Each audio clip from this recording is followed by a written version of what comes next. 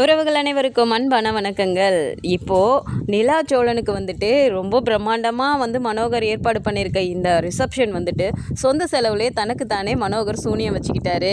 ஏன்னா நிலா இப்போது நல்லா மைக்க பிடிச்சி மனோகரை பற்றி எல்லாருக்கு முன்னாடியும் கேட்க போகிறாங்க. அதில் அவமானத்தில் தலை குனிஞ்சு நிற்க போகிறாரு அப்படின்னு நீங்கள் நினச்சிங்கன்னா மறக்காமல் இந்த வீடியோக்கு ஒரு லைக்கை மட்டும் கொடுத்துருங்க. ஸோ சோழனோட குடும்பத்தை ரொம்பவுமே மட்டு மரியாதை இல்லாமல் வேலைக்காரங்க மாதிரி ட்ரீட் பண்ணிகிட்ருக்காரு.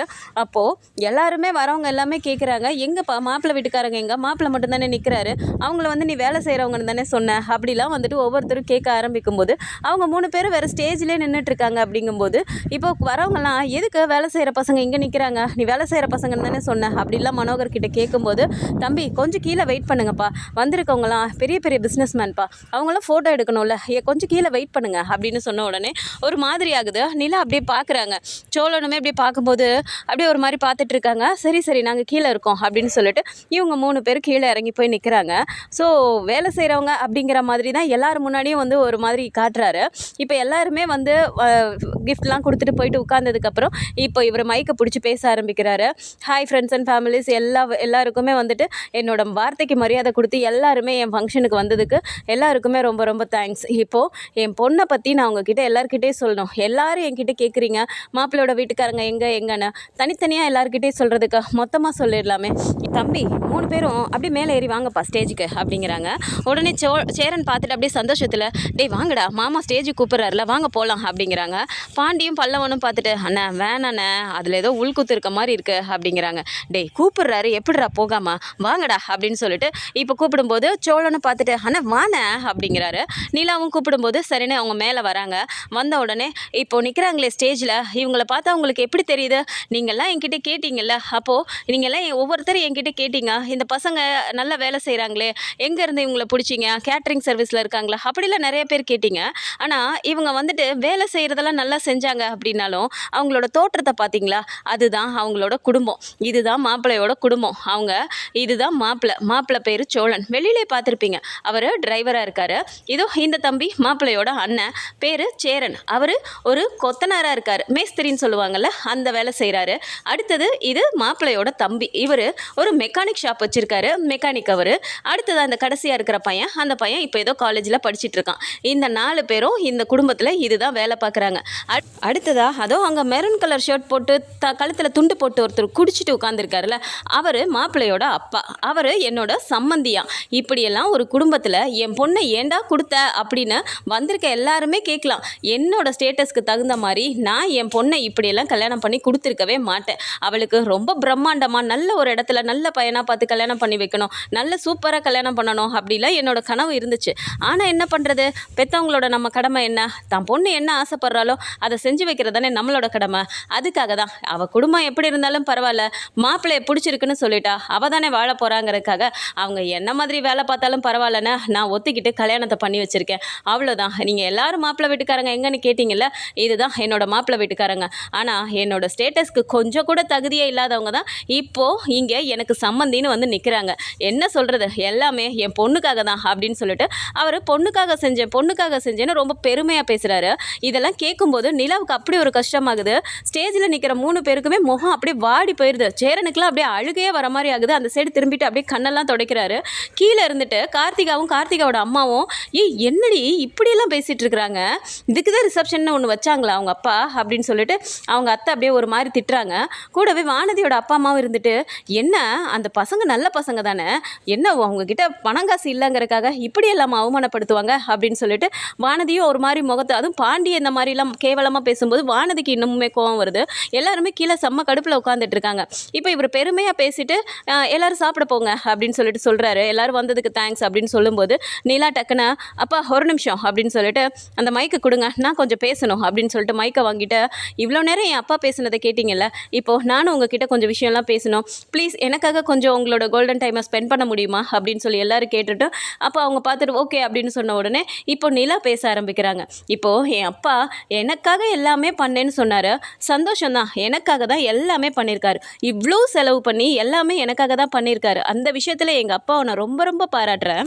ஆனால் இப்போ சொன்னார் என் அப்பா, என் குடும்பம் இதுதான் மாப்பிள்ளையோட குடும்பம்னு சொல்லிட்டு, இந்த மாதிரி மாப்பிள்ளையோட குடும்பத்தை நான் கல்யாணம் பண்ணேன் அப்படின்னா இதுக்கு காரணம் யாருன்னு உங்கள் யாருக்கு தெரிய வேணாமா தெரியுமா, அதுக்கு காரணமும் என்னோட அப்பா தான் அப்படிங்கிறாங்க. அப்போ தேனை பார்த்துட்டு, ஏய் நிலா என்னடி பேசிகிட்டு இருக்க, அப்பா என்னடி பண்ணாரு அப்படிங்கிறாங்க. நீ அமைதியாருமா, இவ்வளோ நேரம் அப்பா பேசினப்ப அமைதியாக தானே வேடிக்கை பார்த்த, இப்போ நான் பேசும்போது அமைதியாரு அப்படின்னு சொல்லிட்டு ஃபஸ்ட்டு எங்கள் அப்பா நான் படித்து முடித்த உடனே எனக்கு ஒரு மாப்பிள்ளையை பார்த்தாரு. அந்த மாப்பிள்ளை எனக்கு சுத்தமாக செட் ஆகலை, பயங்கர ரூடாக இருந்தான். அதுவும் இல்லாமல் எனக்கு அப்போ கல்யாணம் வேணான்னு சொல்லிட்டு நான் கோல்டு மெடலிஸ்ட், நான் ஒரு நல்ல வேலைக்கு போகணும், பெரிய ஆர்கிடெக்ட் ஆகணுங்கிறது என்னோட ட்ரீமாக இருந்துச்சு. அதை நான் பண்ணணும்னு சொன்னதுக்கு எனக்கு அதை ஒத்துக்கவே இல்லாமல் கல்யாணத்தை பண்ணி வைக்கணும்னு பிடிவாதமாக இருந்தார். எனக்கு அந்த மாப்பிள்ளை செட் ஆகலை. அதனால் நான் இங்கேருந்து எப்படியாவது கிளம்பி சென்னைக்கு போயிட்டு நான் ஒரு நல்ல வேலையில் சேரணுங்கிறதுக்காக அங்கேருந்து எங்கள் வீட்டில் டிரைவராக இருந்த சோழன் கிட்ட நான் ஹெல்ப் கேட்டேன். அதனால் அவரும் என்னை சென்னையில் கூட்டிகிட்டு போய் விடுறதுக்காக என்னை கூட்டிகிட்டு தான் போனார். ஆனால் அதுக்குள்ளே என் அப்பா என்ன நினச்சிட்டாரு, 2 நாள் வீட்டுக்கு வந்த அந்த டிரைவர் சோழன் கூட நான் லவ் பண்ணிட்ட மாதிரியும் அவர் கூட நான் ஓடி போயிட்ட மாதிரியும் பெத்த பொண்ணை நம்பாமல் அவர் ஆளை விட்டு தேடிட்டு பின்னாடியே வந்தார். அவங்க தேடிட்டு எங்களை இப்படிலாம் துரத்துனதுனால நாங்கள் பயந்து போய் போலீஸ் ஸ்டேஷனுக்கு போனோம். ஆனால் அங்கே போலீஸ் ஸ்டேஷனில் நாங்கள் லவ்வர்ஸ்ன்னு நினச்சிட்டு போலீஸ் ஸ்டேஷனில் தான் எங்களுக்கு வந்து கல்யாணமே நடந்துச்சு. ஸோ அந்த கல்யாணமுமே வந்துட்டு எனக்கு பிடிக்கல, இப்படி அவர்கிட்ட இருந்து நாங்கள் காப்பாற்றிக்கிறதுக்காக தான் நான் அந்த ஒரு கல்யாணத்தையும் பண்ணினேன் அப்படிங்கிறக்காக சோழனை நான் டிவோர்ஸுமே பண்ணிட்டேன். ஆனால் அந்த குறிப்பிட்ட நாளில் திரும்பவும் நான் என் அப்பாவை தேடி வந்தேன். என்கிட்ட நான் படித்த சர்டிஃபிகேட்டை கொடுங்க, நான் வேலை பார்க்கணுன்னு சொல்லிட்டு எனக்கு நடந்த எல்லாத்தையும் அவர்கிட்ட சொல்லணும்னு எத்தனையோ வாட்டி ட்ரை பண்ணேன். ஆனால் என்னை வாய் திறந்து பேசக்கூட விடாமல் என்னோட எல்லா சர்டிஃபிகேட்டையும் போட்டு கொளுத்தி எரிச்சார், என் முன்னாடியே எரிச்சார். அது மட்டும் இல்லாமல் என்னோட ஆதார் கார்டு, ஓட்டர்ஸ் ஐடி எதுவுமே நான் இந்த ஒரு நாட்டில் இருக்கேன் அப்படின்றதுக்கான எந்த ஆதாரமும் இல்லாமல் எல்லாத்தையும் போட்டு கொளுத்தினார். அப்போவுமே நான் அங்கேருந்து வெளியில் போகும்போது என்னால் சாதிச்சு காட்ட முடியும், என்னோட படிப்பை தானே நீங்கள் அழிச்சிட்டீங்க, பரவாயில்லன்னு சொல்லிட்டு நான் அந்த வீட்டை விட்டு போனேன். அதுக்கப்புறம் யார் காலிலே விழுந்து எனக்காக சர்டிஃபிகேட் வாங்கி கொடுத்தது இதோ இங்கே உட்காந்துட்டு இருக்காரு என் அப்பா சொன்னார், டிரைவர் சோழன், அவர் தான் எனக்காக வாங்கி கொடுத்தாரு. இப்போது நான் ஒரு ஆர்கிடெக்டாக நான் ஒரு கம்பெனியில் வேலை பார்க்குறேன், நானே சொந்தமாக ஒரு கம்பெனி ஆரம்பிச்சிருக்கேன், நானும் நிறையா டிசைன்லாம் பண்ணி நான் ஒவ்வொரு இதை பண்ணிகிட்ருக்கேன் ப்ராஜெக்டை அப்படின்னா அதுக்கு காரணம் யார், இதோ நிற்கிறாரு மேஸ்திரின்னு சொல்லிட்டு என் அப்பா சொன்னார்ல, எங்கள் ஹஸ்பண்ட் சோழனோட அண்ணன், அவர் தான் எனக்கு இன்ஜினியர்கிட்ட பேசி என்னோட திறமைக்கு எனக்கு ப்ராஜெக்ட் வாங்கி கொடுத்தாரு. இப்போ நான் அந்த ப்ராஜெக்டை பண்ணிகிட்ருக்கேன். இப்படி எனக்கு ஒவ்வொன்றையும் அந்த வீட்டில் பார்த்து பார்த்து பண்ணிகிட்ருக்காங்க. அப்படியெல்லாம் இருக்கும்போது என் அப்பா பெருசாக பண்ணிட்டேங்கிறாரு.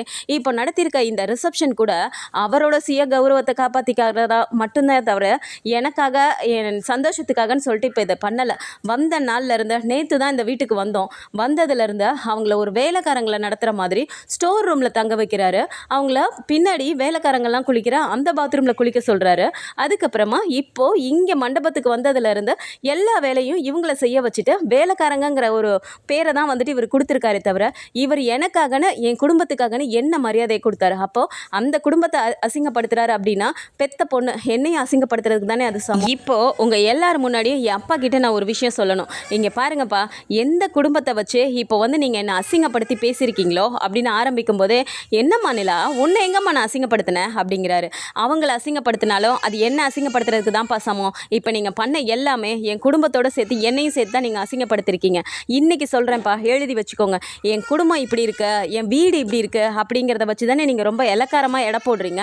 இதே எவ்வளோ சீக்கிரம் உங்கள் முன்னாடி வந்துட்டு நான் ஒரு நல்ல ஆர்கிடெக்டாக வளர்ந்து என் வீட்டை நல்லா மாற்றி நாங்களும் ஒரு நல்ல ரேஞ்சுக்கு வந்து அதுக்கப்புறமா தான்ப்பா உங்களை பார்ப்பேன். அது வரைக்கும் நீங்களும் என்னை பார்க்க வராதிங்க, நானும் உங்களை பார்க்க வர மாட்டேன். உங்களோட சுய கௌரவத்தை காப்பாற்றிக்கணுங்கிறதுக்காக உங்களோட பிஸ்னஸ் மேன் பீப்புள் எல்லாத்தையும் வரவழைச்சு இந்த ஒரு ரிசப்ஷனை நீங்கள் நடத்திட்டீங்கல்ல, அவ்வளோதானே, உங்கள் ஆசை முடிஞ்சிச்சில்ல. இந்த ரிசப்ஷனை வச்சு என் குடும்பத்தை நீங்கள் அவமானப்படுத்தணும், இது எல்லாத்துக்கும் காரணம் நான் தானே, என் மேலே பழிய தூக்கி போடணும், அவ்வளோதானே உங்களோட ஆசை. அது நடந்துருச்சுல்ல, சரிப்பா, அது வரைக்கும் எனக்கு சந்தோஷம். இதனால் உங்களை நான் அசிங்கப்படுத்த நான் விரும்பலை. என்ன நடந்ததுங்கிறத நான் சொல்லிட்டேன். இதுக்கு மேலே எனக்கு எல்லாத்தையும் பார்த்து பார்த்து செய்கிற என் குடும்பம் தான் முக்கியம். அவங்க தான் எனக்கு எல்லாத்துக்குமே நிற்கிறாங்க. நீங்கள் எனக்கு என்ன தான் படிக்க வச்சு எல்லாமே பண்ணாலும் அது எல்லாமே ஒன்றும் இல்லைன்னு ஆக்கிட்டீங்க.